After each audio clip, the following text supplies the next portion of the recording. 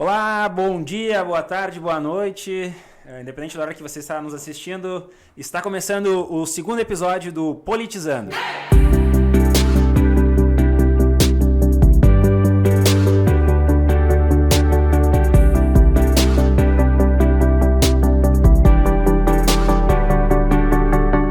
Hoje o nosso convidado é o advogado John Norbert, que veio falar conosco a respeito de leis, da percepção da nossa justiça como um todo, da percepção por parte também como cidadão, como advogado que é, do sentimento das pessoas, que às vezes é divergente daquela quem convive dentro do direito. A pessoa comum, vamos chamar assim, tem uma percepção diferente daquele que trabalha diretamente ou diariamente com o direito. E não esqueça de seguir, de compartilhar, de se inscrever no nosso canal. Você vai estar ajudando uma mídia independente, uma mídia que não segue ideologias políticas, que é independente, não usa dinheiro público. Então, nos ajude a compartilhar esse material, compartilhar esse vídeo para que ele chegue ao maior número de pessoas. Aqui do meu lado também, para me ajudar na bancada aqui, no nosso debate hoje, no nosso ponto e contraponto, Juliano Canci. Valeu, Edson. E aí, Joe? Tudo certo? Tudo certo. Vamos falar então aí um pouco dessa situação que se deu ontem, né? Sobre a decisão da suspeição do Sérgio Moro, que repercutiu, né, em todas as mídias aí. Tem muita gente falando desse jabuti jurídico aí que inventaram aí nessa semana aí. Eu acho que nada melhor que o Joe, nosso amigão aí, para dar um parecer dele, né, com alguém da causa, que vive no meio jurídico, que vive né? no direito, né? Vive o direito. Que vai saber muito melhor analisar essa situação do que nós. John, para começar, antes de tu te apresentar aí, eu quero que tu te apresente, claro, mas já nos diga também, tu compraria um carro do Sérgio Moro? Compraria. Do Dallagnol também, compraria. E do Gilmar? Não compraria nenhuma bolinha de gude. Então, me apresentando aí, meu nome é John Norbert, eu sou advogado na cidade de Novo Hamburgo. E antes de mais nada, né, bom dia, boa tarde, boa noite. Vamos começar de forma correta, né? Sou pós-graduando em Direito Administrativo, Direito de Trânsito e vim aí bater um papo com os colegas, né, sobre essa questão do STF. Como disse o ministro Marco Aurélio, vivemos tempos estranhos. Vivemos tempos estranhos na nossa justiça. Sem dúvidas. E, sobretudo, o sentimento que a sociedade tem com tudo isso, né? Imagina, para aquele que entende, já passa uma ideia que a gente, às vezes, fica naquela questão, é legal, é moral, às vezes a gente para e pensa, mas imagina aquela pessoa que não faz parte tanto da política, não faz parte do meio jurídico. Então, imagina a sensação dessa pessoa que tem só percepção, né, muitas vezes com o conhecimento que ela tem ali, um conhecimento empírico, enfim, que não tenha, de fato, conhecimento jurídico, né? Isso é bastante complicado mesmo para nós advogados. Muitas coisas que estão acontecendo, principalmente em relação ao STF, né, vamos falar da nossa Corte Maior, é bastante complicado para o cidadão leigo. Então acredito eu que fica aí algo meio no vácuo. Será que poderia, não poderia? Porque muitas vezes há uma confusão entre moralidade e legalidade, né? Nem tudo que é legal é moral, ou o que é moral é legal. Então existe sim esse sentimento, tanto para nós, né, eu falo por mim como advogado, né, algumas questões da nossa Suprema Corte ficam meio no limbo, depois a gente comenta mais sobre isso, mas a sociedade em si fica refém dessa situação por não entender e não saber para onde correr, porque quem deveria prestar uma jurisdição, né, que deveria de fazer justiça, muitas vezes faz injustiça, né? Então, é bastante complicado. Sobretudo, eu imagino que se o advogado sente isso, imagina as pessoas, né? Esse vamos dizer assim, o sentimento que fica, que eu sinto que as pessoas tenham, ainda que o advogado, né, não entenda, imagina a pessoa que é comum a isso. E aí, a pergunta que fica, existe alguma forma, ou existe alguma instância acima do STF? Quem é que regula o STF? Quem é que vigia ou vigia? Quem tem a atribuição, né, constitucional, só para o nosso público entender. Existe uma hierarquia de normas. A hierarquia de normas é o quê? A nossa norma maior é a Constituição Federal.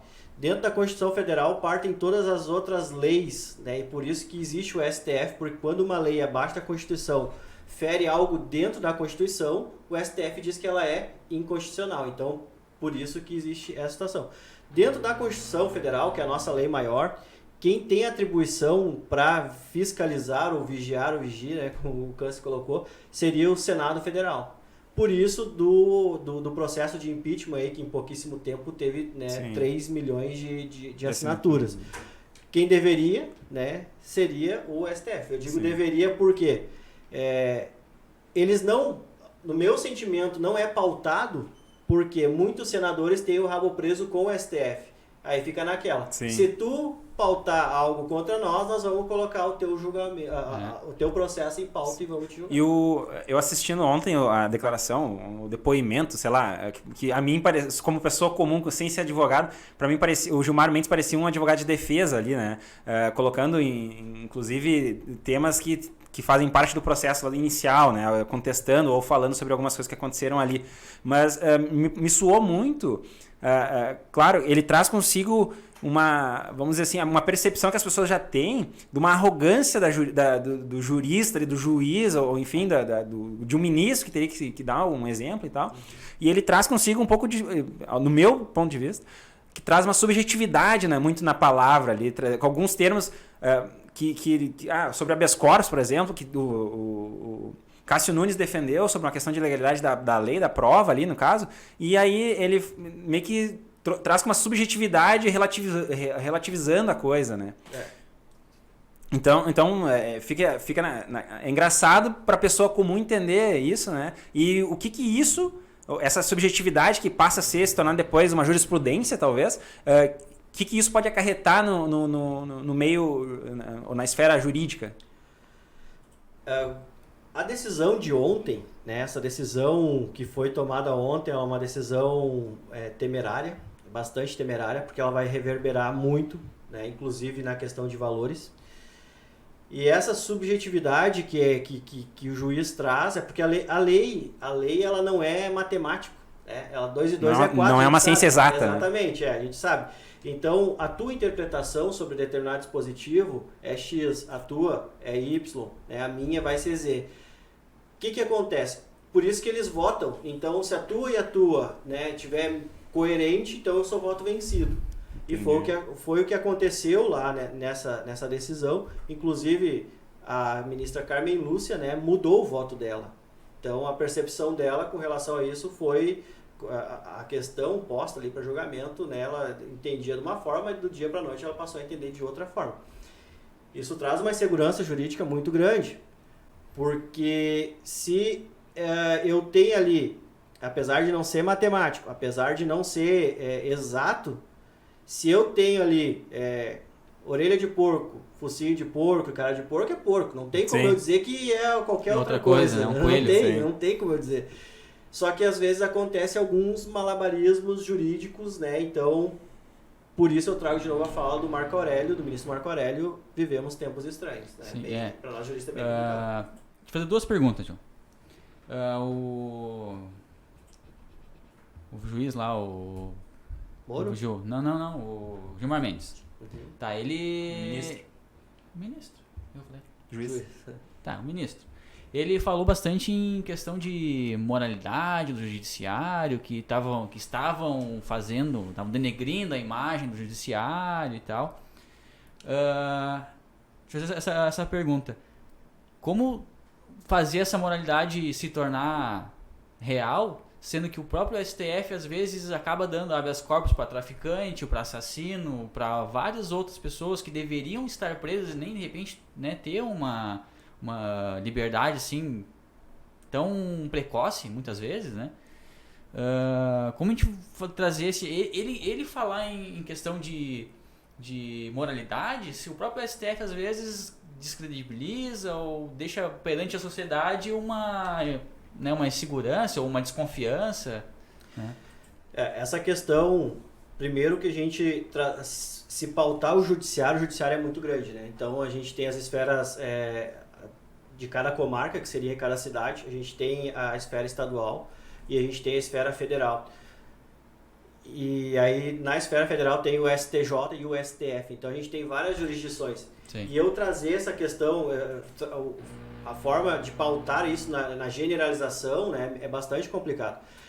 Mas o que o ministro coloca ali também é complicado no sentido de que quem tinha, né, quem tinha a esposa trabalhando junto com alguém que ele ia julgar um processo, né, um processo de uma pessoa a qual ele ia julgar, ele deveria pelo menos ter se dado como suspeito, dizer, olha, eu não vou julgar porque a minha esposa trabalha que havia um nesse interesse. escritório. Exatamente. Sim.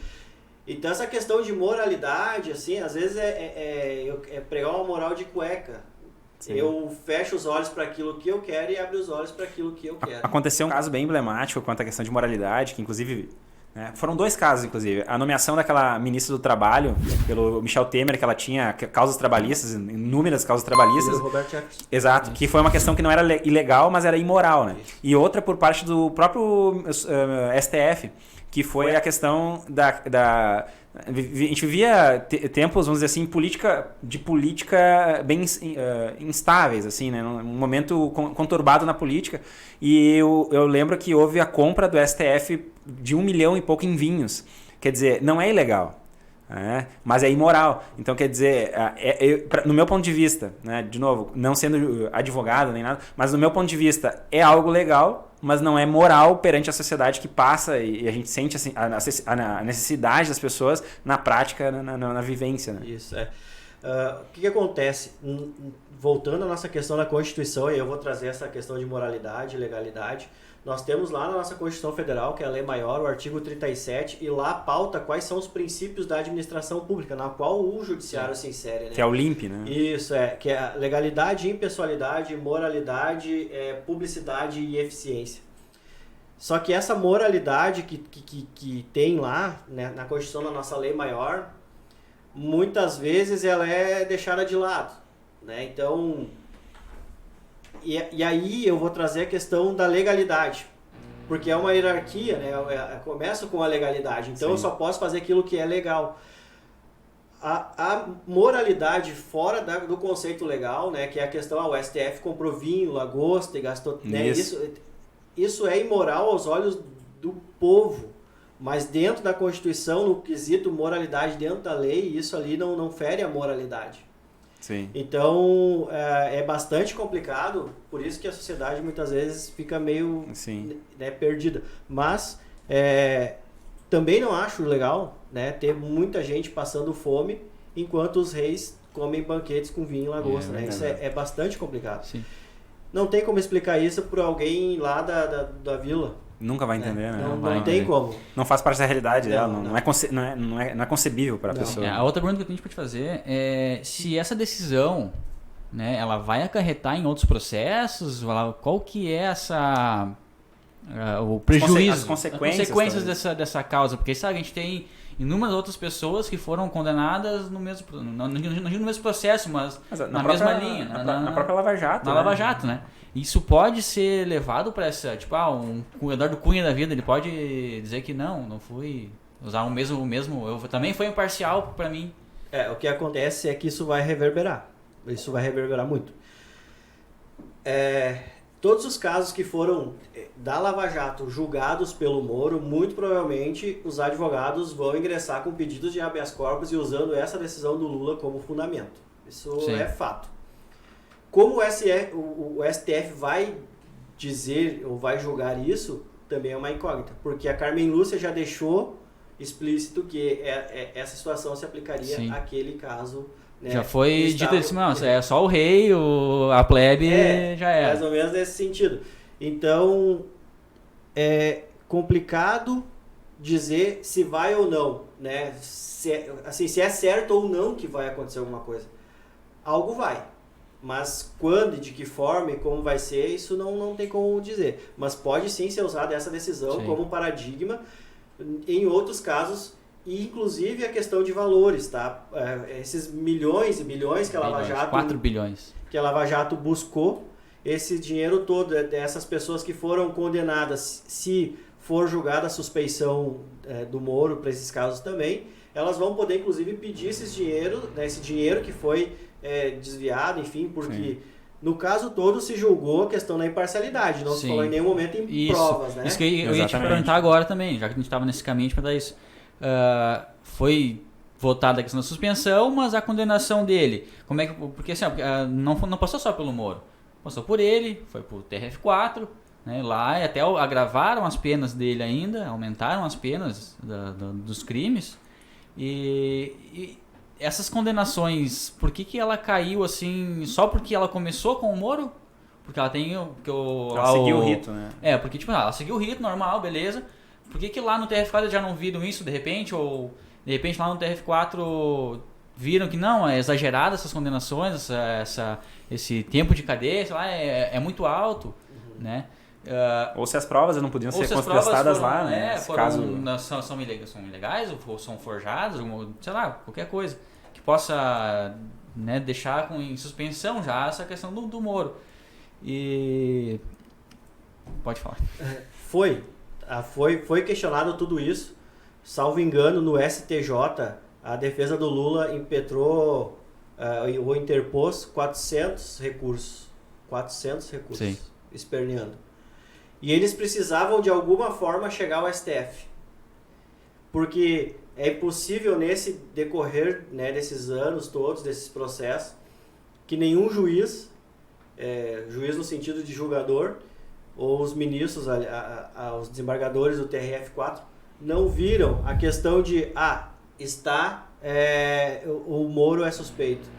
Porque a suspeição é uma situação que ela pode intervir no processo ou de uma forma a mudar o curso do processo. Durante o processo. Exatamente. Só que em nenhum momento conseguiu se provar isso. Então, o que foi feito lá no STF foi um malabarismo jurídico, um esperneio para chegarmos à situação que chegamos. Então, a defesa precisava, de alguma forma, chegar até o STF para que lá no STF eles tivessem, então, o posicionamento, vamos dizer assim, dos amigos do rei, né, para livrar o cara. Não foi inocentado, foi livrado, né? Vou dizer assim, num possível favorecimento, né? Não vou dizer que por... Claro, não tenho certeza. Mas provavelmente foi questionado isso. Eu acredito que em 400 recursos, né, e todos negados, é impossível, né, que não se tenha visto uma suspeição ou uma prova ilícita. Essa é a complicação toda desse enredo jurídico. Porque essa decisão tomada pela segunda turma desqualificou todos os outros juízes e desembargadores que julgaram o caso, tanto do TRF4 como do STJ. Simplesmente numa canetada disseram, não, o que vocês disseram, o que vocês todos disseram, não vale mais nada. O que vale agora é o que nós aqui, entre 6 ou entre 5, dissemos. E acabou a história. Por exemplo, o Cássio Nunes usou o embasamento dele, né, para dar o voto, foi a questão das provas que foram ilegais para a retomada para trazer o processo à baila, né, e que fosse avaliado novamente. Esse é um ponto que eu quero trazer a questão, né, de um entendimento de um ministro, que a outra usou, a Carmen Lúcia usou para mudar o voto dela, a mesma questão que o próprio Cássio Nunes falou que não poderia ser usada uma prova ilegal para essa questão. Ela usou o mesmo argumento para falar o contrário, né? Isso traz insegurança, eu acredito, né, para a sociedade em geral, até mesmo para os advogados, como tu comentou. Mas tem um caso específico, né, com o Alexandre de Moraes, que é a questão do Daniel Silveira lá, né, a questão do deputado. Não só Daniel, mas todo aquele processo, aquele inquérito das fake news também, que foram ilegais. 2 anos já, né? 2 anos, né? Um ato que o STF, o ministro, ele é o processador, ele é o investigador e o condenador, né? Mas onde que eu quero chegar? Aconteceu a questão fake news, o processo que está acontecendo, Alexandre de Moraes, Daniel Silveira. É um processo tão rápido, aparentemente tão rápido, uma questão de uma tomada de decisão muito rápida. Para a sociedade em geral, se tem o sentimento que quando algo vai para a justiça, que ela segue o rito e tudo mais, é um processo demorado, arduoso, que demanda muito tempo, mas para algumas pessoas, sobretudo aquelas pessoas públicas, parece que os processos andam mais rápido. A pergunta, há distinção, fugindo do próprio princípio da Constituição, de impessoalidade, enfim, todos os outros, há distinção de pessoa para pessoa quando cai na esfera jurídica? É relativo. Existe existe, mas depende de qual o foro processante, né? Por exemplo, o caso do Daniel Silveira, que é um caso de grande repercussão, a coisa andou muito rápido. Inclusive, isso é uma aberração, né? E depois eu comento sobre o caso. Mas eu tenho um caso, né, que eu ingressei com a ação em 2017, pessoa idosa, uma ação de dano moral, até agora não foi julgado. Então, Só uma parte. Tu falou uma palavra que me chamou a atenção, que é um caso de grande repercussão.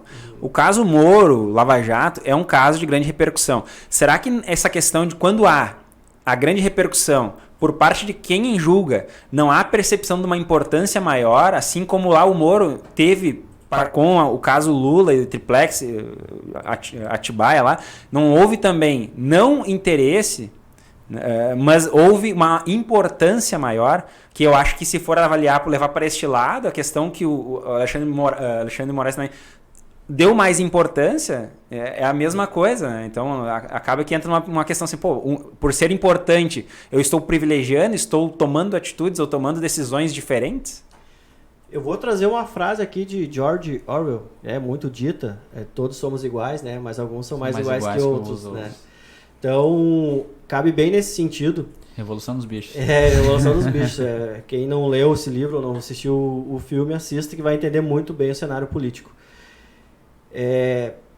Isso vai muito numa questão que não deveria ser, mas no meu sentir, é a questão vaidade, né, do juiz, do julgador, e a questão de repercussão do caso. Sim, os casos que têm mais repercussão, em tese, são julgados mais rápido, mas é por causa do julgador, porque o juiz que está com o caso que faz a coisa andar, que faz o processo andar, enfim, nesses casos lá, né, no STF.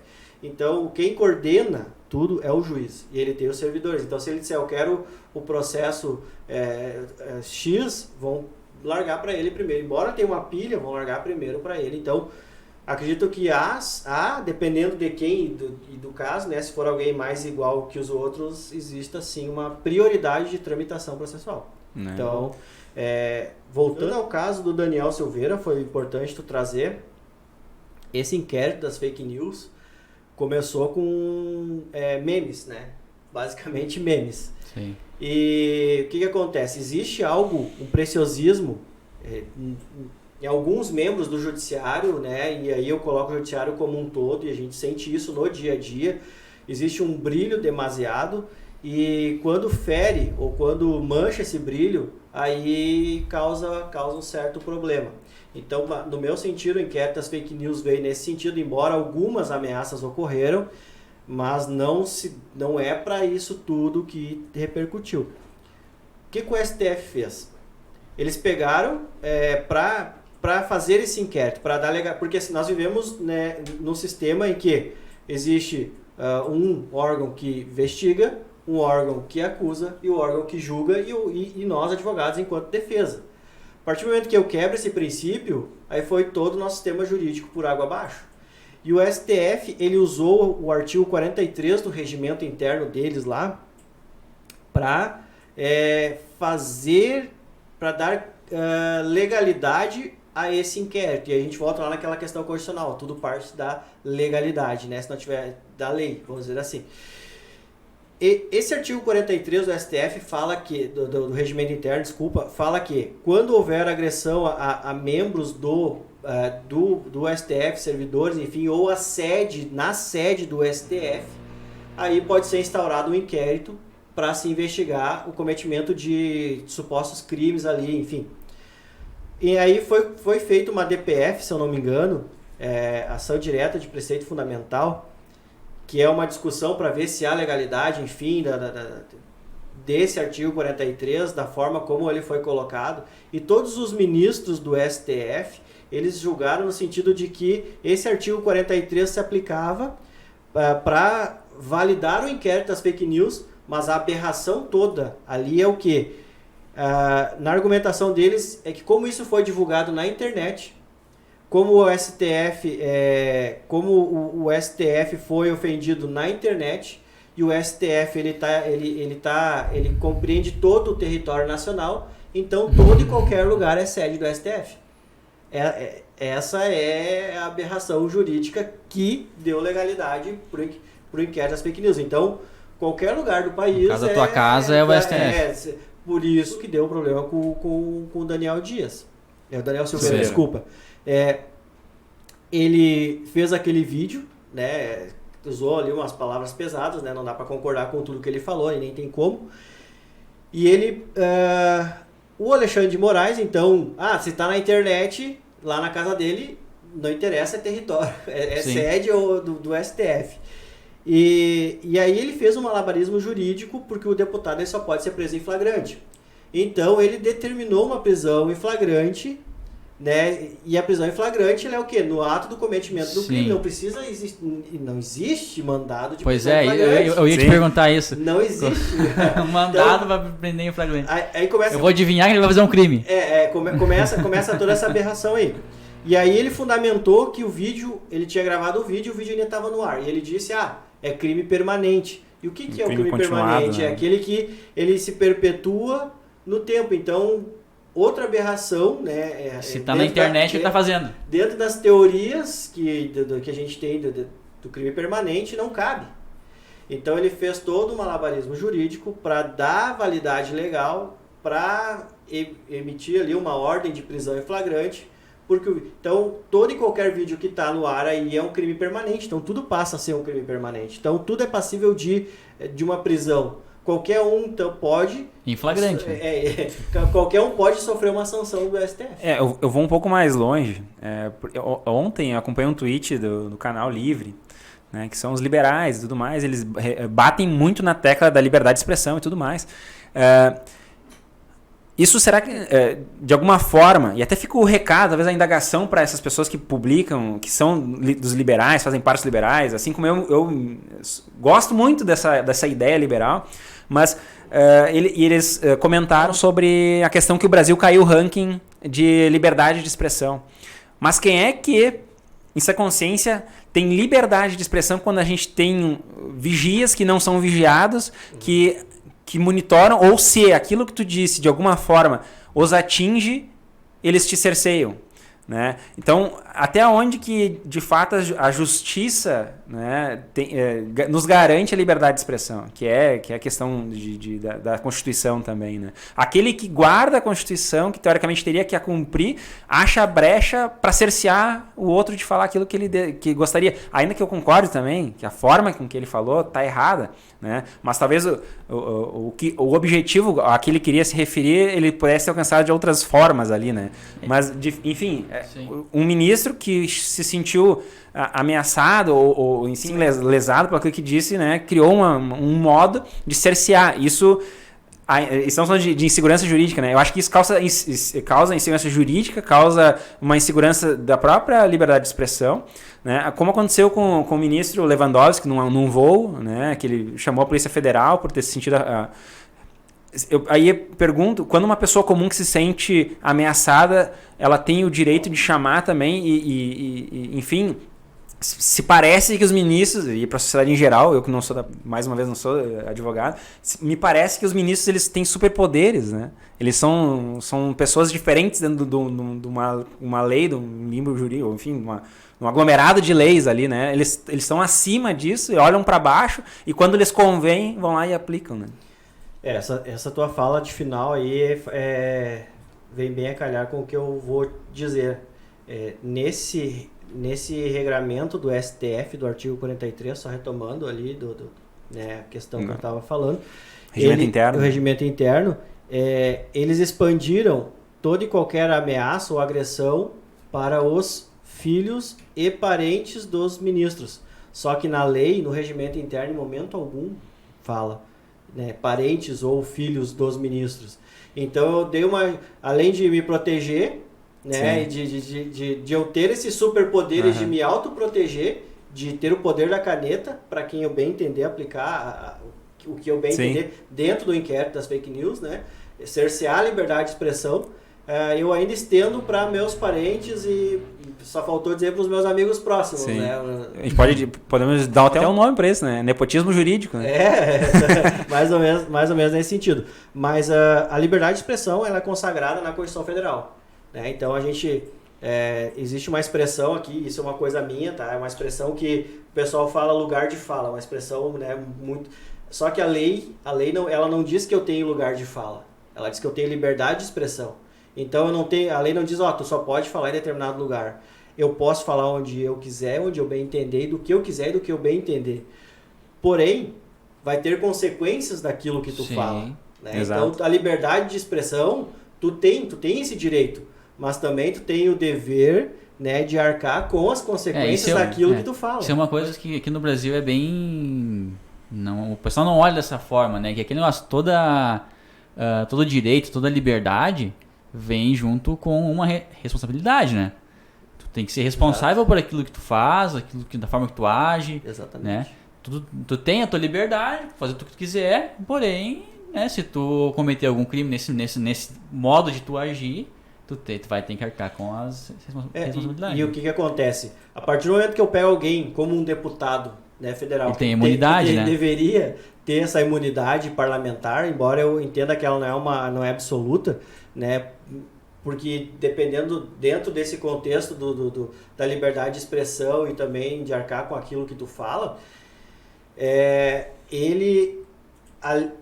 as pessoas da sociedade, né, olham para isso e pensam, putz, eu não vou falar nada, porque se ele que é alguém grandão, entre aspas, aconteceu isso, imagina para mim que sou um pobre, coitado, né, mais um mas no de meio da repente multidão. isso aconteceu justamente porque ele é um deputado.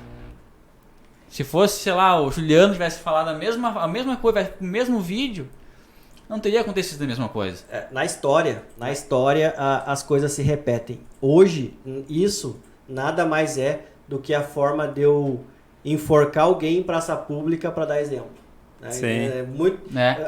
Na antiguidade, eles pegavam alguém ou queimavam, né, em praça pública. Se tu fizer, tu já sabe o que vai acontecer. Então, nada mais é do que uma forma moderna de enforcar alguém em praça pública. É verdade. Esse é no meu ponto de vista. Sim. Né?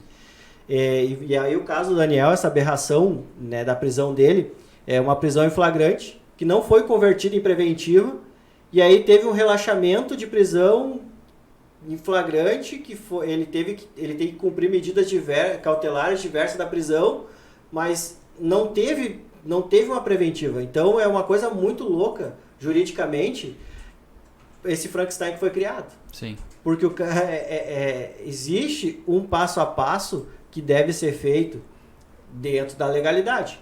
Só que nesse caso do deputado Daniel, não existiu e aí eu não consigo entender até agora essa situação. Sim. Uma outra questão também que é importante, a gente vê essas coisas acontecendo, ministro com superpoder, que nos passa essa questão de ter um superpoder, né, que as pessoas sentem isso.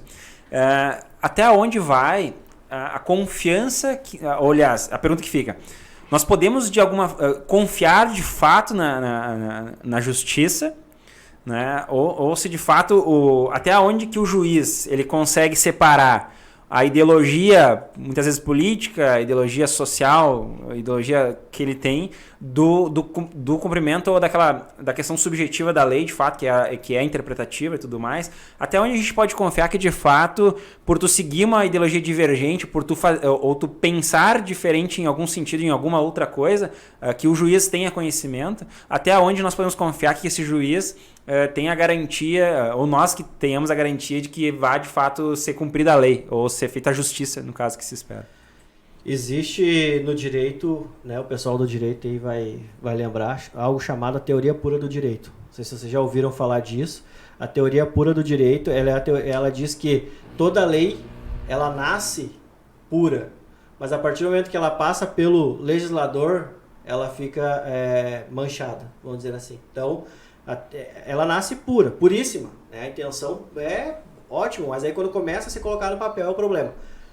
Eu, né, a partir disso eu criei uma tese, né, bolei da minha cabeça, enfim, bom, se eu tenho uma lei que ela nasce pura e ela é contaminada por a ideologia do legislador, por que eu não posso ter também uma sentença ou um julgamento contaminado por um olhar ou por um viés do juiz, né?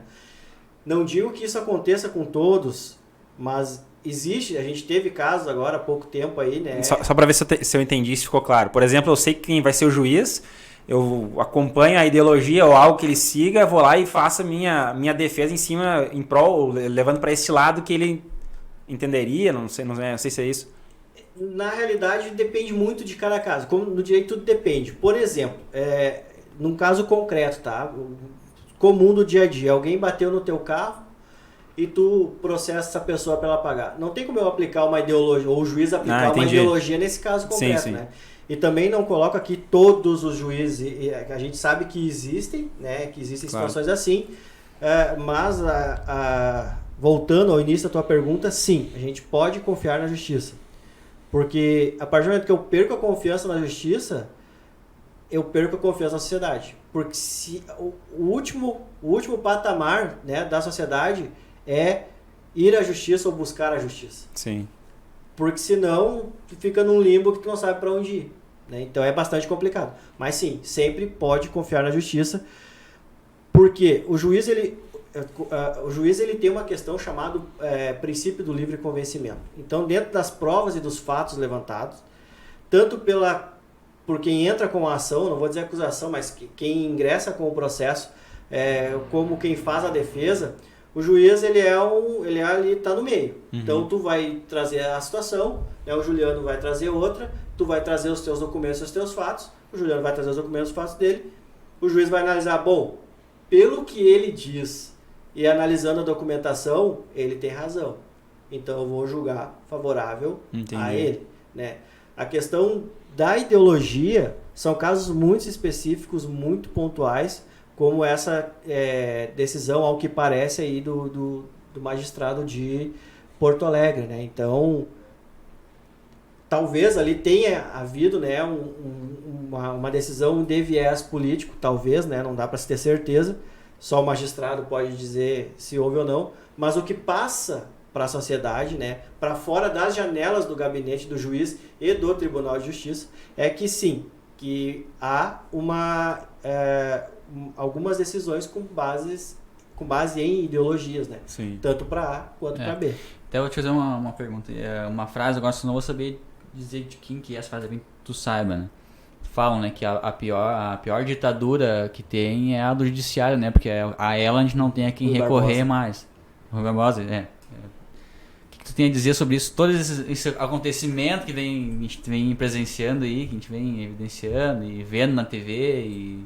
Na verdade, é um sentimento também que muitas vezes, sobretudo quando o julgamento envolve pessoas públicas, que elas... querendo ou não, a posição que ela defende granaliza ali, tem lado, né? Tem tanto o lado que gosta e o lado que odeia, vamos dizer assim. Quando o juiz profere, vamos dizer, uma sentença, as pessoas sentem que a justiça, de certa forma, não foi feita. Né? Talvez tenha sido cumprida a lei, mas que de forma a população de forma geral não sente que de fato foi feita a justiça, né? Uhum. Então quer dizer, a lei, ela é para fazer justiça, para cumprir lei, enfim. A lei, ela existe para balizar a sociedade, né? Nem sempre o que é justo para ti, né, é justo para o outro, ou o que é justo para o outro é justo para ti. Uma decisão justa vai depender muito do meu ponto de vista ou do que eu considero justo. Sim.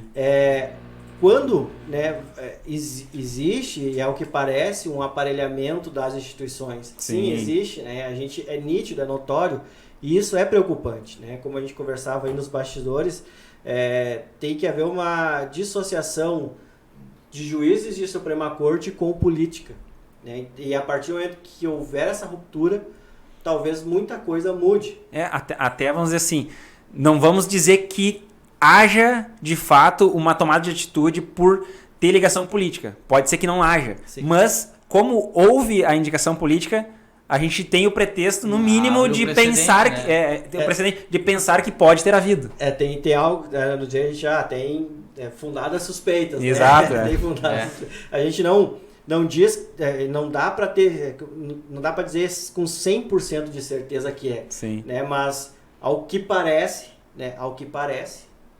Sim. Né? Não, e ao que parece não é 100% o que seja. Então é bastante complicada essa situação. Mas essa questão da justiça, é muito relativo, caso a caso, o que é levado para os autos, o que não é. Por exemplo, a questão do André do Rap. A questão do André do Rap, ele foi solto por uma decisão do ministro Marco Aurélio, né? Embora seja imoral o que ele fez, né? Imoral no sentido, o traficante... Soltou um traficante. Mas a lei que baliza a sociedade e que dizem os limites, né, de atuação do judiciário nosso, enquanto sociedade, disse que se a pena, se o preso ficar X dias, né, preso, então, e não houver uma revisão dos requisitos que decretaram a prisão dele no primeiro momento, então ele tem o direito de ser solto por um excesso de prazo. Então foi isso que aconteceu. Tipo, que meio se fala, é o tácito, né? Não é? É uma liberdade tácita. Na parte ambiental, que eu entendo, tipo, agora dentro dos licenciamentos lá, né? Que se o Estado não vier lá no tempo certo, tu pode abrir tu tem o teu alvará tácito, que eles falam, né? A liberação antes do processo legal em si, né? Na realidade, quando ocorre esse excesso de prazo, por exemplo, no caso do André do Rap, a defesa, ela observa isso, né, e leva pro juiz.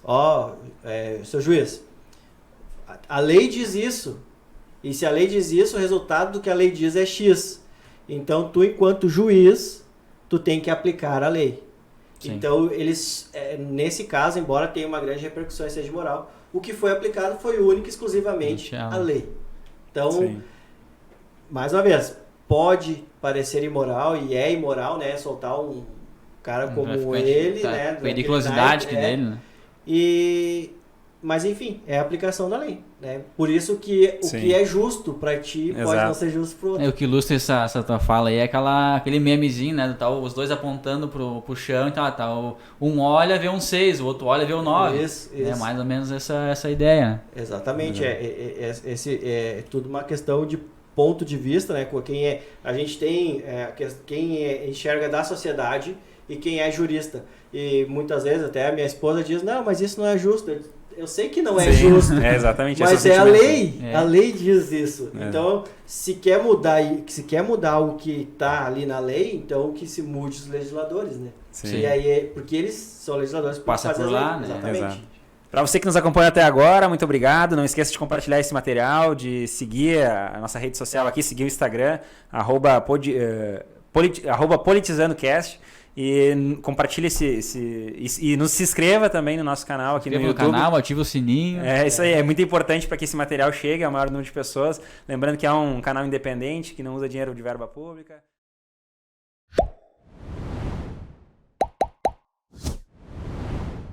Pois bem, John, então agora vamos falar sobre os decretos emitidos por governadores e prefeitos, que chegou inclusive a ser caso avalizado pelo STF também, né? Depois, agora, por último, o Bolsonaro quis até entrar com uma ação pedindo que, sobre os lockdowns e tudo mais, intervir nessa questão que o próprio STF deu aos governadores e aos prefeitos a prerrogativa de poderem decretar aquilo que ia ser feito nos seus estados, né? Tirando um pouco da decisão da mão. Tirando um pouco não, né? Na verdade, tirou totalmente da mão do presidente a questão de tomada de decisão nos estados e municípios.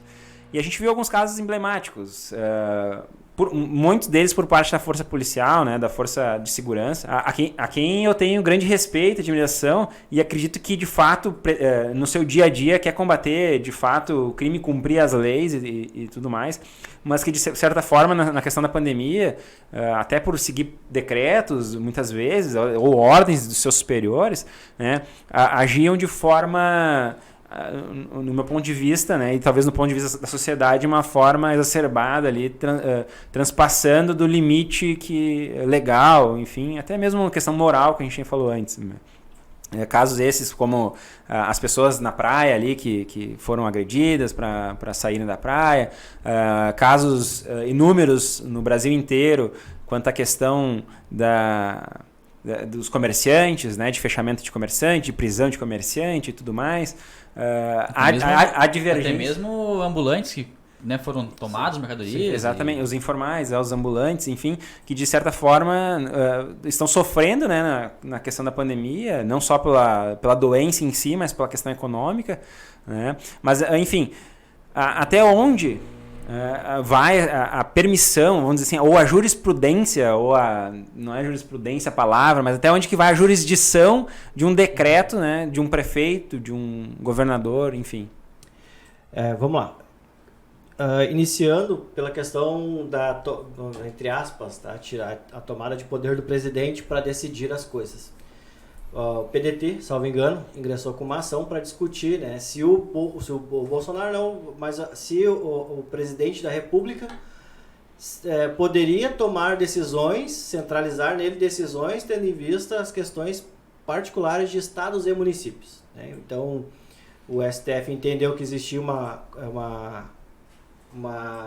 concorrência, vamos dizer assim, entre estados, municípios, estados e a União, em que se houvesse uma questão mais restritiva, ia valer sempre a questão mais restritiva. Caberia, dentro dos estados e municípios, caberia ao governo federal aportar dinheiro para, né, seguir combatendo aí o coronavírus.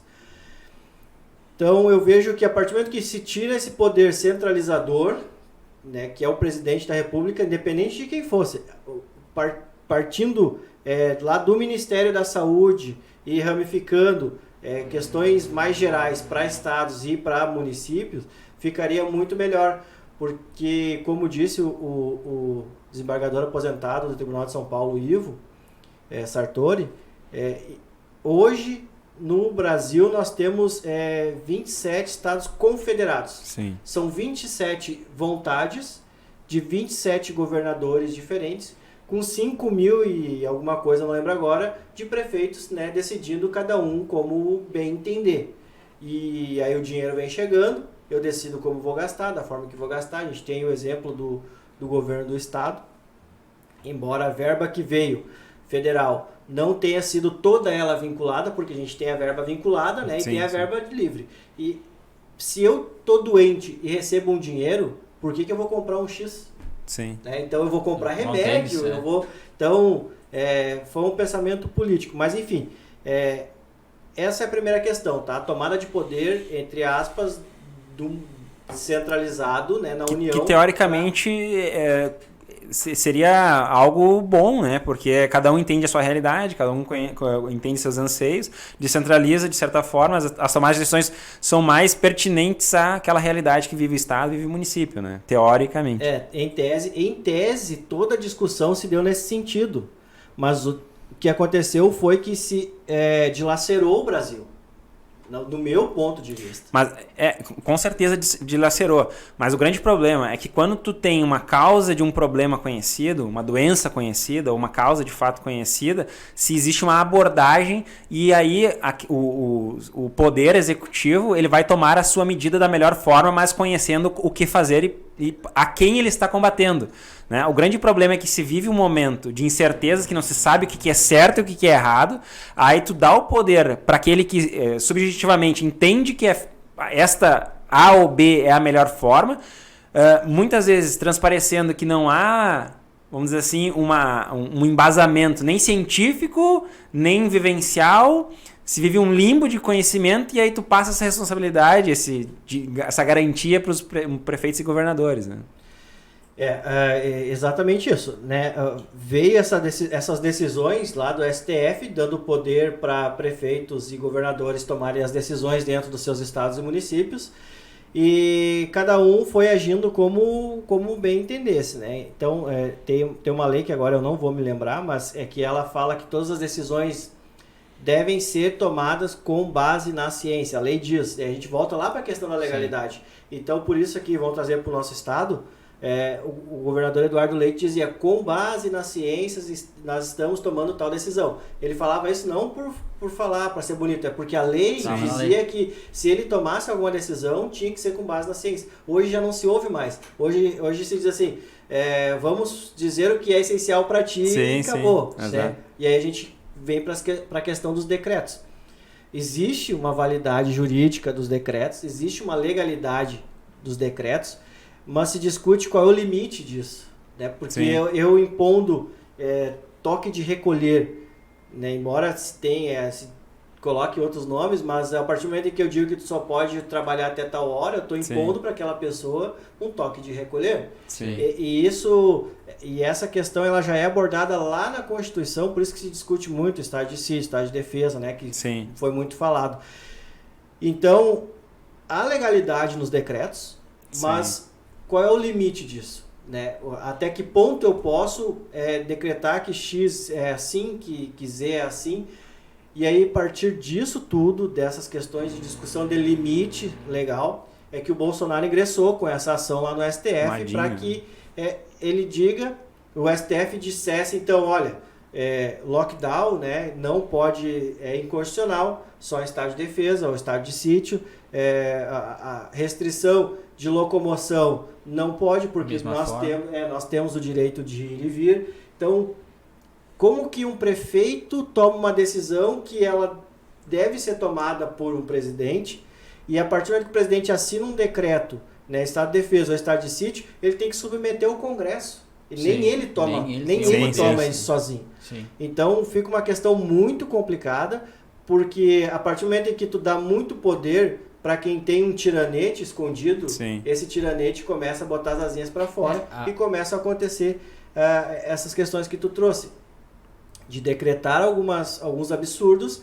e aqueles agentes de segurança pública tendo que cumprir, né, embora uma decisão, né, ordem arbitrária não se cumpra, né, seja esdrúxula, mas isso no papel, no dia a dia, daqui a pouco aquele agente de segurança ele não faz o que deveria fazer e aí ele é punido internamente por não ter cumprido, embora seja ilegal. Né? Sobre sanções administrativas. A pandemia nos trouxe isso, né? Tipo, esse viés autoritário de muito governador, muito prefeito, né? Tipo, aquele ego de poder, né? Que veio tudo à tona agora nessa pandemia, né? Tipo, teve prefeito que fechou a cidade, trancou literalmente de botar obstáculos nas saídas da cidade e não deixar quase ninguém sair. Vai ter uma entrada na cidade só, sabe?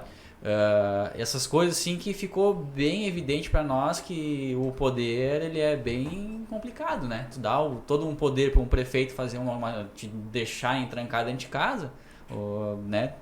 Isso é complicado porque tu dá né? Tu concordar com isso, que tu fundamenta uma tirania de pessoas às vezes que né? Tu não deveria aceitar aquelas imposições que são ilegais, né? Tem o ditado que diz, não vou saber, mas não vou lembrar de quem é, mas tu quer conhecer alguém de fato, dá poder a ele, né? Então, a partir do momento que tu dá poder para alguém, né? E o poder, é o que me parece, vicia, né? E aí cada vez tu quer mais aquilo, então... Tu prova e tu gosta, né? Ao que parece, é isso que está acontecendo, né? Então, o poder do prefeito era limitado, do governador era limitado, e agora parece que tudo pode, tudo está liberado. Quando não, nós, embora o Brasil esteja dilacerado enquanto uma federação, nós ainda temos uma lei, né, uma garantia, ou em tese teríamos uma garantia legal para que isso tudo que está acontecendo não aconteça. Só que quem deveria atuar para que isso não acontecesse, muitas vezes ou concorda ou fica inerte.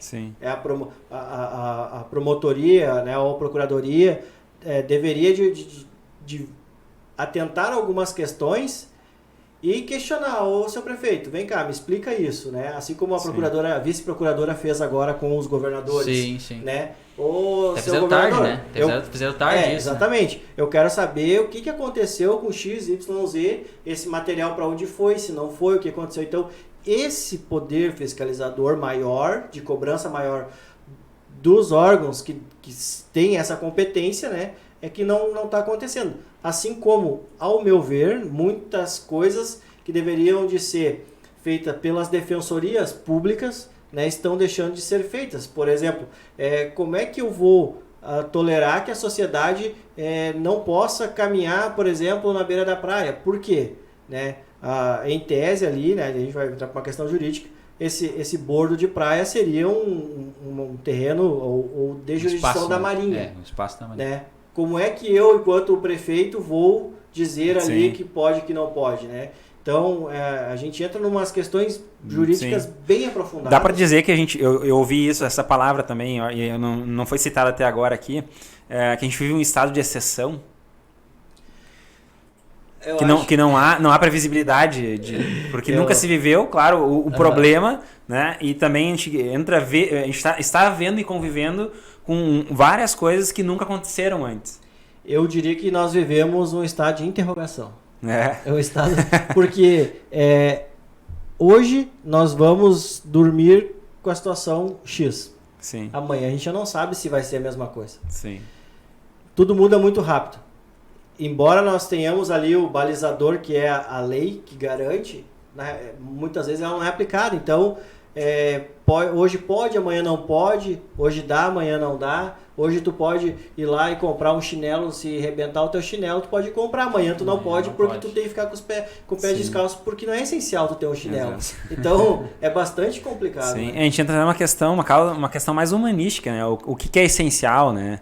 Eu estudei isso em uma pós-graduação de projetos, né? O que é essencial para a manutenção da vida? A gente entra na questão, é comer, é beber, é o quê? O que é essencial de fato, né? Porque a gente tenta, vamos falar o que é essencial.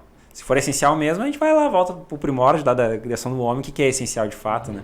Então, a gente entra numa questão também que o que é essencial para mim pode não ser essencial para o outro, né? Mas eu vou um pouco mais longe ainda. Como não se sabe onde é que está a solução do problema, vamos dizer assim, não se consegue chegar.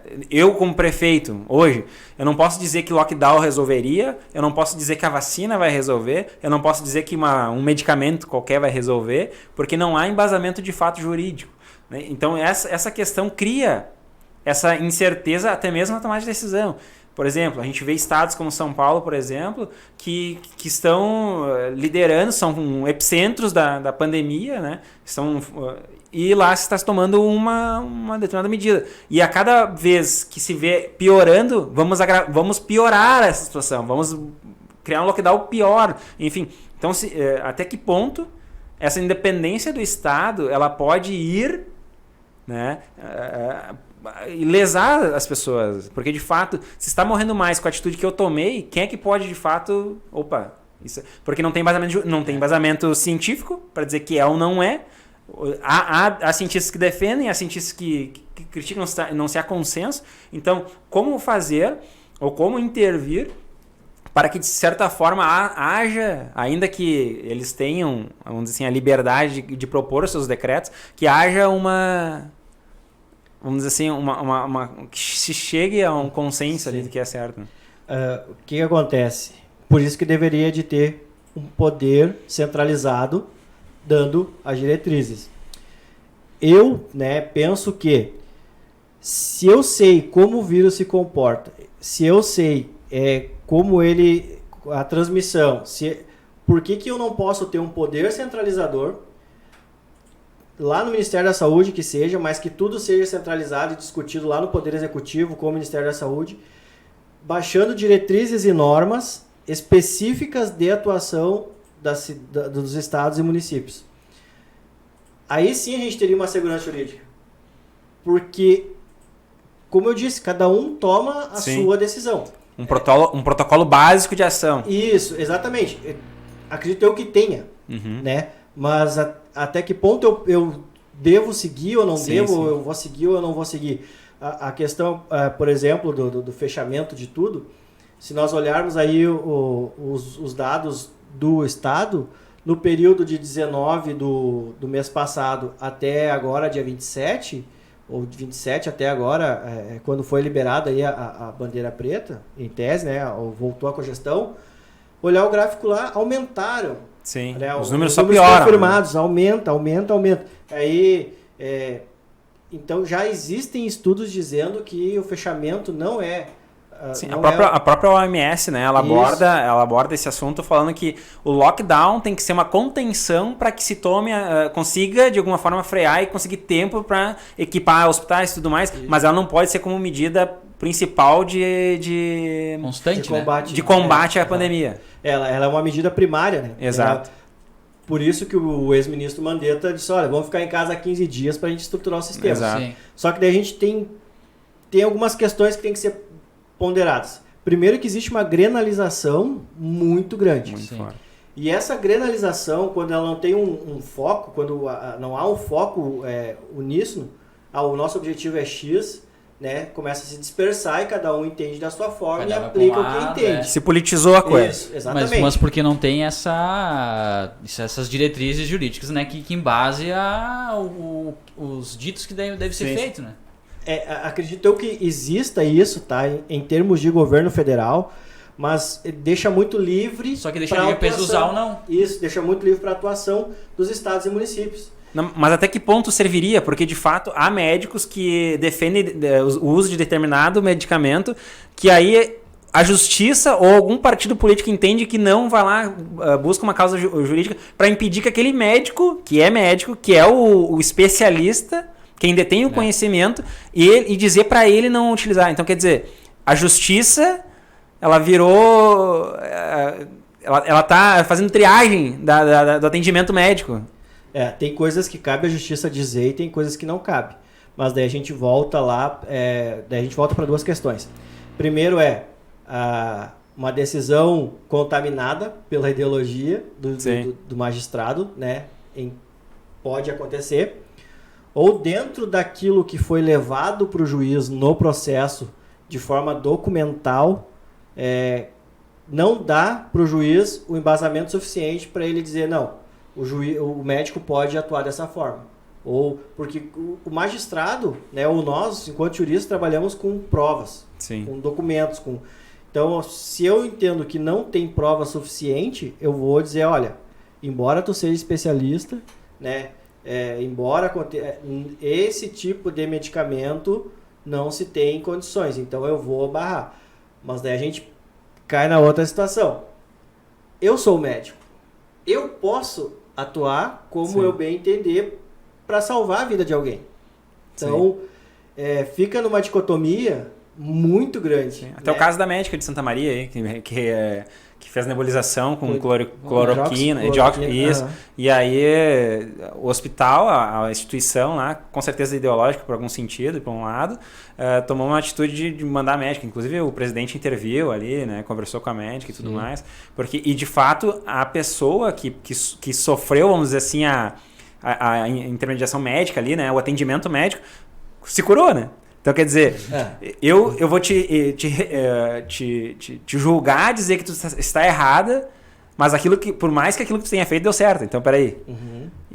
A gente cai tanto naquele limbo de, peraí, tu é juiz, tu não é médico, tu vai tomar uma decisão, e daí depois tu vai ver o resultado da coisa, do ato, né? Uhum. O resultado deu certo, mas eu tô dizendo, não, tu fez errado. A gente pode ilustrar isso, a decisão do juiz aqui do Rio Grande do Sul, que É o Eugênio, né? interrompeu uma cogestão que é direta do executivo, né? E isso por uma ação do PSOL, né? O PSOL, da bancada, né? que também tem ligação com o juiz. Não, o juiz, pelo menos na rede social do juiz que divulgaram, até não sei até que ponto é verídico, mas que divulgaram bandeiras de esquerda, né? Defendendo bastante a ideologia de esquerda. Militâncias com partidos de esquerda. Ou seja, então isso foi uma... Não foi, teve, nem que tu comentou, essa decisão ideológica do juiz na decisão dele numa situação que é do executivo resolvendo. Tem questões assim que são bem práticas. O judiciário ele tem uma limitação nas questões executivas. É a mesma coisa, trazendo aqui para o pessoal. É como se eu chegasse lá na tua casa e dissesse como tu vai limpar a tua casa, como tu vai arrumar a tua casa, como tu vai cozinhar. Não cabe a mim. Eu vou além. Aí, tu limpou a casa, tá tudo limpo, mas eu vou dizer que a forma que tu fez tá errada. Exatamente. E aí a gente volta para a questão do magistrado. Em tese seria a rede social dele, né? Então, se comprovado aquilo, ele deveria de ter se dado por suspeito, porque se ele segue aquela ideologia, se ele é adepto aos sindicatos, enfim, ele deveria de ser dado por suspeito, dizer, olha, eu não vou julgar, eu vou deixar para um colega que não tem ligações mais íntimas com esse pessoal. Esse é um ponto. A questão da médica lá, ninguém foi perguntar pro cara se ele achou certo ou achou errado o que a médica fez. Sim. Aliás, foram perguntar, ele deu entrevista, e se ele deu entrevista porque ele tá vivo. E se ele tá vivo, porque é algo que funciona. Se eu tenho algo que funciona, mesmo que a comprovação científica, beleza, mas para que uma comprovação científica maior do que a vida de alguém que estava entubado, né, que estava aí para ir pro tubo e se curou. E convenhamos, estamos num estado onde a mídia tem orgulho de dizer que morre pessoas porque está combatendo, de certa forma, aquela mídia ideológica, militante, né, ela está de forma escancarada fazendo uma campanha contra o governo atual. Então, enfim, aí pega uma notícia dessa, né, e vai lá e se pega no ponto, mas por que, né, não se ater também à questão que deu certo? Exatamente. Eu li uma reportagem de um veículo grande aí de Porto Alegre, em que eles disseram que 6 pessoas, eles deram o número depois na reportagem, mas eles disseram que várias pessoas tiveram que entrar na fila para transplante de fígado depois de tomar um determinado medicamento. Ivermectina e hidroxicloroquina, que eles falaram. Ivermectina. Essa aí é que é a papiolha. E aí o que acontece? Isso eles trouxeram no título. Sim. E aí lá no texto, vai lendo, daí a médica, né, que atende eles lá no setor, no hospital, enfim, dizendo, eles vieram para cá porque isso aconteceu porque é uma associação de vários medicamentos que foram tomando por conta própria por muito tempo, junto com esse medicamento. Então, não é aquele medicamento específico. Sim, são vários de muito tempo que causou aquele problema. E não porque tomou, foi assim, start, tomou, aconteceu. Não, né, tem todo um contexto. Sim. Só que a mídia tradicional, né, eles vêm com esse viés ideológico, a gente sabe que existe, né, que é o viés combativo ao governo federal. Só que esse é um grande problema, porque ninguém ganha, ninguém perde, todos perdemos, né? Não, na verdade, é aquilo que eu comecei e não terminei falando. Mas de fato é isso, porque ela se atém ao problema, bota a notícia em orgulho de colocar que está morrendo gente para poder bater no governo, enquanto a gente tem casos que acontecem que dão certo, que acontece de fato, que resolve o problema, mas ela parece que prefere o pior, quanto pior, melhor, enfim. Mas isso é uma prática dos jornais, né? Até eu vi hoje uma reportagem de uma amiga minha compartilhando uma reportagem de um veículo de fora, externo, não lembro o nome do jornal, dizendo que 80% das matérias sobre o coronavírus nos Estados Unidos são com foco no negativo. Sim. Sempre no negativo. Daí tu junta isso, porque o negativo vende, né? A gente vê a nossa TV aberta, que se tu tem canal que se tu abrir ali, falta escorrer sangue na TV, né? Se tu mostrar isso, juntar essa questão de reportagens negativas, né? que dão ibope, junto com a militância para tentar desmoralizar um governo, a gente sai nisso. E até assim, né? A reportagem fala em número de mortes, fala que tá morrendo gente, tá aumentando o número e tudo mais. Esquecem de citar os lugares onde estão morrendo mais, porque talvez lá estejam alinhados ideologicamente ou politicamente falando. E se for avaliar, o Brasil não está nem entre os piores partidos, entre os piores países onde mais morrem pessoas por 100 mil. Se não me engano. É o 23º. Era o 22º, agora é o 23º. Então quer dizer, se cria um caos, se fomenta nas pessoas um desespero que por muitas não é verdade, enquanto a doença mata 0,2% daquelas pessoas que que se contaminam, enquanto tem outras doenças que matam muito mais. No Brasil morreram 300 pessoas até agora neste ano, até que desde que começou a pandemia. Mas espera aí, dentre essas tantas, existem ali pessoas que morreram de outros problemas também. Eu até citei no último episódio que a gente gravou, que no Brasil de janeiro até a data ali que eu olhei no site, haviam morrido 84 mil pessoas com problemas cardíacos. Quer dizer, em 3 meses. E a gente cria caos por causa das mortes cardíacas. Então, até que ponto, né? Aqui já estamos vamos divagando em assuntos, mas até que ponto vai a questão da mídia colocar um terror nas pessoas, né? E agora voltando à pauta, e eu acho que vamos para finalizar, até onde a justiça tem o poder de intervir nas atitudes ou ações do executivo. há uma intromissão de poderes na questão da pandemia também, ou na questão da tomada de decisão entre decretos ali e Constituição, entre o que o governo federal poderia ou teria de ofício. E mais só um adendo. O poder de fazer. Uma pergunta que a gente vê nas redes sociais aí, e o pessoal questiona, uns dizem que sim, outros dizem que não. O STF, lá, a Justiça, ela retirou os poderes do Bolsonaro realmente de fazer alguma coisa, como ele diz, né, que ele está de braço amarrado, ou não? Não. Não, isso surpreende. Preto no branco, né? Isso surpreende, porque uma coisa é eu dizer, falar assim, tu não pode mais fazer nada, só quem pode é governadores e prefeitos. Sim. Existe, como eu falei, uma competência concorrente. Então, cabe ao governo federal, porque a partir do momento que eu digo que ele não pode fazer nada, eu digo que tu não precisa nem enviar dinheiro para os estados. Então, a gente precisa delimitar isso, né? Então, só que a parte executiva da coisa, isso sim. Tá? Então, a gente tem que delimitar. A parte executiva das ações, sim. Olha, se for para afrouxar mais, tu não pode. Se Isso. for para apertar mais, então tá tudo certo. Mas a parte de financiamento, de envio de verba, porque cabe ao o que governo nos parece que foi tipo assim, o Bolsonaro só ficou na parte de mandar o cheque. Então, tipo assim, e a ADIM, né, essa a última ADIM que o Marco Aurélio lá, ele não aceitou, né, vamos dizer assim, por erro de processo, o processo interno, né, vamos dizer assim, isso convalida, né, a questão justamente que o Bolsonaro não tem poder para diminuir aquilo que decreta o governador, né?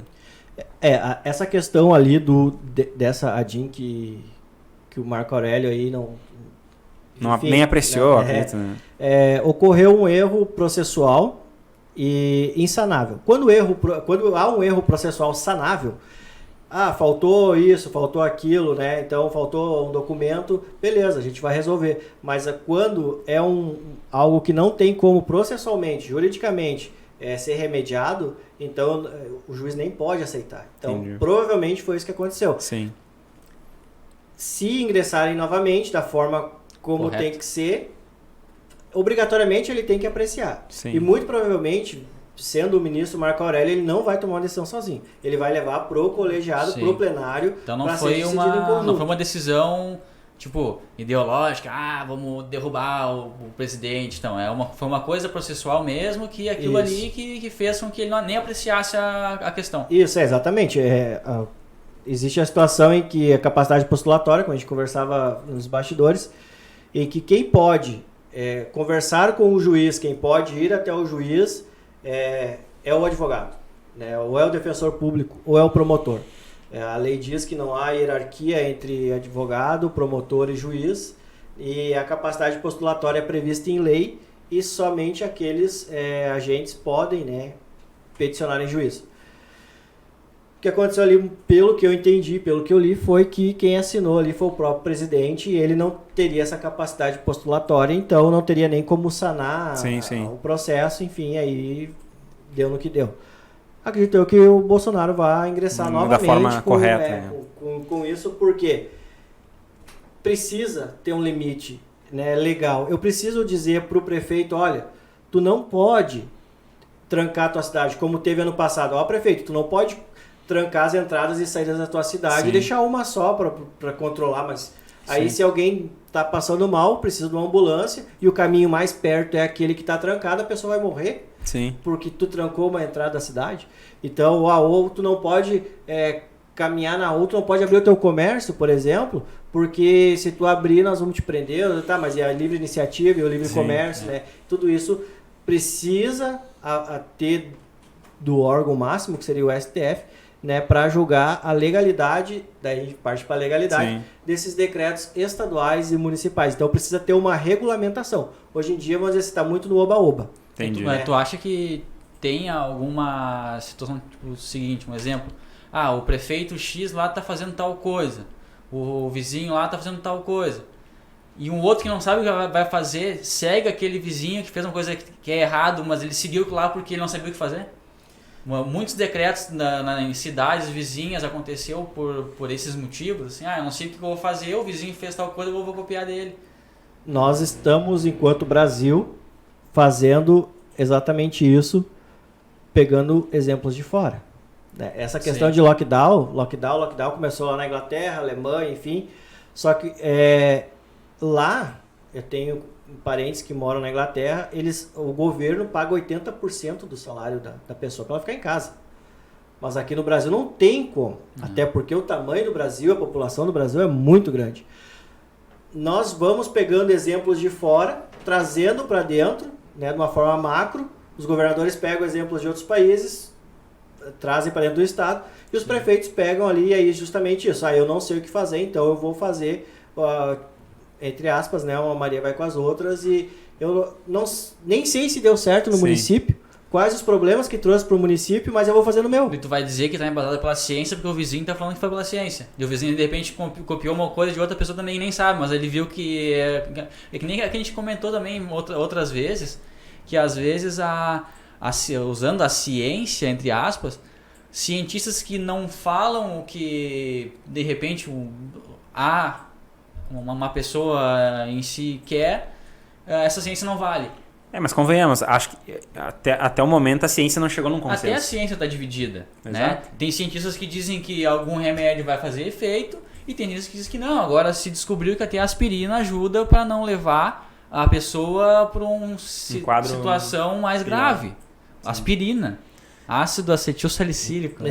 Mas daí, porque lá fora utilizaram e deu certo, daí o que usa aqui dentro não deu certo porque algum político específico falou, esse aqui já não serve, então. Exatamente. Hoje em dia se utiliza muito a ciência do que me convém. Exatamente. Isso é uma coisa assim que, cara, uma coisa que me deixou bem cabisbaixo com a vida acadêmica é que muitas dos estudos acadêmicos se corrompem, porque às vezes chega assim, eu quero que o resultado X seja esse. Então eu vou embasar o meu estudo científico, porque não deixa de ser estudo científico, para chegar naquele ponto que eu quero.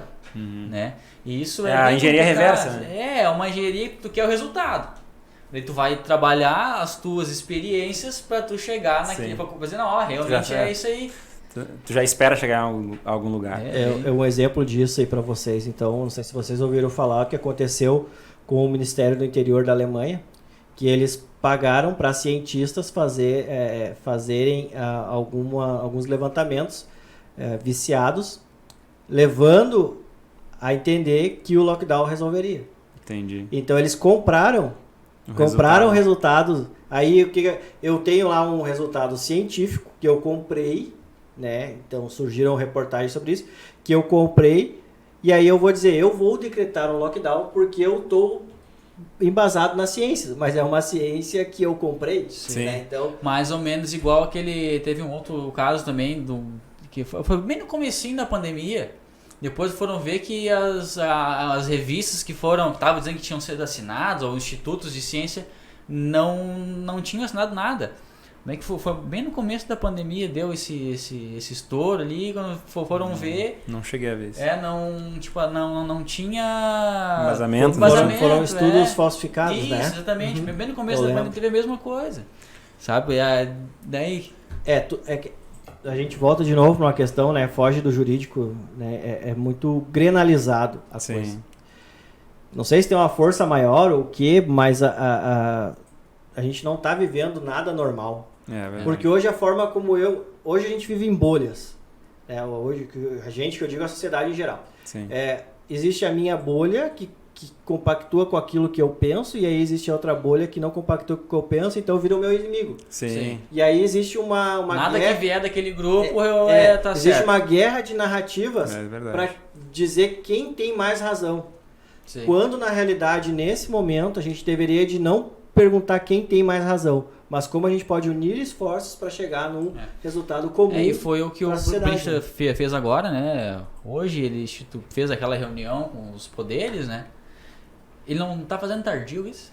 Já não deve ter sido feito lá no começo. Vai criar um comitê com os 3 poderes para combate à pandemia. Para fazer um combate à pandemia, porque para buscar esse consenso, buscar esse acordo entre todos os poderes para não chegar numa hora, tu não pode fazer isso, que é para fazer isso é o prefeito, não pode, que é o governador. O presidente pode, não pode. Né? Agora ele vai fazer esse comitê junto com os 3 poderes, para os 3 agirem juntos, né, para tentar resolver essas situações. Não é meio tardio isso? Parece ser um pouco tarde. Mas a leitura que eu faço disso é: o presidente tentou fazer tudo por si só, achando que eu vejo dessa forma. Poderia ir contra o mecanismo. Sim. Mas ele é o presidente, pode tudo e não pode nada. Mas eu penso que lá no início deveria de ser instalado um comitê de crise. E aí, nesse comitê de crise, que deveria de começar a tomar algumas decisões. Só que aí tudo virou politicagem e chegamos onde estamos. Pois bem, John, para finalizar, eu gostaria que tu deixasse uma mensagem, um encerramento aí. Como tu falou antes, ali no início, a gente pode confiar na justiça, enfim, que é a nossa pauta. Nos dê aí talvez uma mensagem, né, uma esperança de acreditar que um dia o Brasil vai ter Exato, né? algo sério aí, a gente consiga bons horizontes para o Brasil. A gente pode e deve confiar na justiça, né? Senão não seria justiça, seria injustiça. Sim. Eu volto naquela questão: o que é justo para um não é justo para outro. Nós temos um sistema em determinados níveis totalmente confiáveis, né? Que a gente pode contar, né, com o que vem das decisões desses órgãos aí, enfim. Acredito que vamos melhorar, né? Nós temos muito aí a amadurecer, e essa pandemia nos trouxe algumas questões bem pertinentes aí para amadurecimento enquanto sociedade. Justiças e injustiças sempre vão ocorrer, e com certeza espero aí, após essa guerra, que a gente está vivendo uma guerra, né? Nós todos saiamos muito mais fortes, né? E com uma visão muito mais ampla, né, do que quando a gente entrou. Então, sim, podemos confiar na justiça e devemos confiar na justiça sempre. Muito obrigado, John. Obrigado. Agradeço ao Juliano também, que estava aqui conosco na bancada. Agradeço ao Cleison, que está aí na técnica. Bastidores. E mais uma vez pedir para você curtir o nosso vídeo, compartilhar com os amigos para que chegue no maior número de pessoas. Se inscrevam aqui no nosso canal, curta nossa página no Instagram, no Facebook, para que esse material, o material não só deste vídeo, mas os demais também, chegue no maior número de pessoas. Lembrando que é um canal independente, que não usa recurso público e não está alinhado ideologicamente com nenhum dos lados. As pessoas que vêm aqui conversar conosco, todas elas trazem a sua ideologia junto, trazem a sua mensagem junto. Então, muito obrigado por nos acompanhar, por assistir esse episódio. Até mais!